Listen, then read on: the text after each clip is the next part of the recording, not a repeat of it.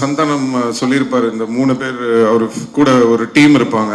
Frame, Murugan, Setu எல்லாரும் இருக்கீங்க. So பேசிக்காக என்னன்னா, இப்போ இவங்க எல்லாரையும் உங்க எல்லாருக்கும் தெரியும்.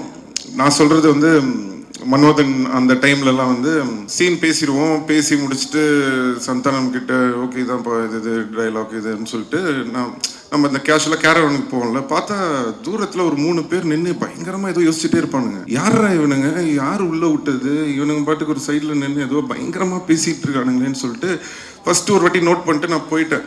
திருப்பி ரிட்டர்னில் வரும்போது படத்தோட டைலாக்லாம் பேசிகிட்டு இருக்காங்க. யாரா இவனுங்க படத்தோட டைலாக்லாம் பேசுறானுங்க அப்படின்னு சொல்லிட்டு சந்தானத்தை கூப்பிட்டு, யார் இவனுங்க நம்ம டைலாக்லாம் டிஸ்கஸ் பண்ணிட்டு இருக்காருங்க அப்படின்னு கேட்டோட தான் சந்தானம் சொன்னது, இல்லை சார் நம்ம டீம் தான், பசங்க தான், ஃப்ரெண்ட்ஸு தான் அப்படின்னு சொல்லிட்டு. எதுக்கு இதை உங்களுக்கு சொல்கிறேன் அப்படின்னா, அன்னையில இருந்துங்க இன்னைக்கு வரைக்கும் அந்த உழைப்பு அப்படியே இருக்கு. ஒரு ஒரு துளி கூட குறையல.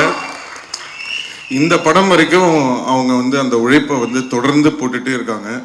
அது பார்க்கும்போது ரொம்ப ஆச்சரியமாக இருக்குது. அதில் வந்து பிரேம் வந்து இந்த படம் டைரக்ட் பண்ணியிருக்காரு. ஆல்ரெடி போன படமும் பண்ணார். நான் இப்போ தான் பேசிகிட்டு இருந்தேன், ரொம்ப நல்லா வந்திருக்கு, ரொம்ப நல்லா பண்ணியிருக்கீங்க அப்படின்னு சொல்லி. ஸோ வாழ்த்துக்கள் பிரேம்.